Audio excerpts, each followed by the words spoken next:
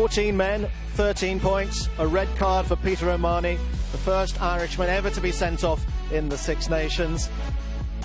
To give Ireland, with all the possession and all the territory, a 7-point advantage at the break. Wales have had to make almost 3 times as many tackles.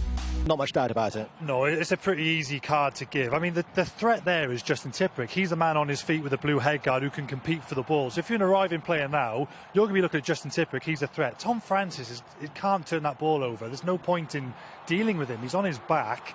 You know, he's not a player that you need to clear out. You know, he's not affecting the ball. It's Justin Tipuric. So the fact that Peter O'Mahony's got time to adjust, and it's a shoulder to the head, forced direct contact, it's a simple red card for Wayne Barnes.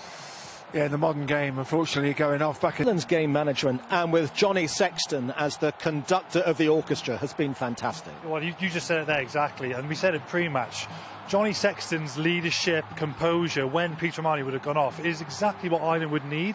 So Ireland have kept on to the ball, and when they've gone plenty of phases and they haven't had gain line success, Johnny, as we saw, is just kicked to the corner. Other than that, they're just holding on to the ball, and Wales are giving away penalties. So if you're Andy Farrell, you say, listen, when we get in Wales' half, hold on to the ball, and we're going to get 3-point opportunities. Everyone has to work hard for that to happen, though. It doesn't just happen.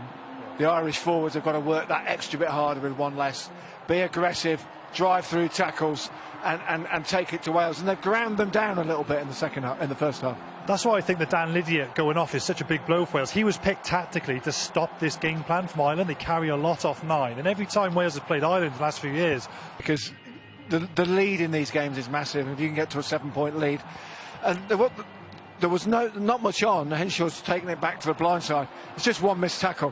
One missed tackle, they get through, and then they finish it well. So, I mean, for Wales, it's a huge blow just before half-time. Yeah, on this, when the ball goes out, the Wales forwards have to continue coming up, the guys who are from that original ruck, and because they don't continue to come up inside the ball, they come back. Robbie Henshaw comes back into the grain. It's just a simple missed tackle. That's all it is. But Wales need to make sure they keep coming up off the line in defence, even when the ball's gone past them. Still come up, otherwise you're going to end up getting caught with like Justin Tipuric did there. That's a little bit fatigue, isn't it? Just before half-time, your legs are starting to feel it. You've been defending a lot, and suddenly you miss one tackle.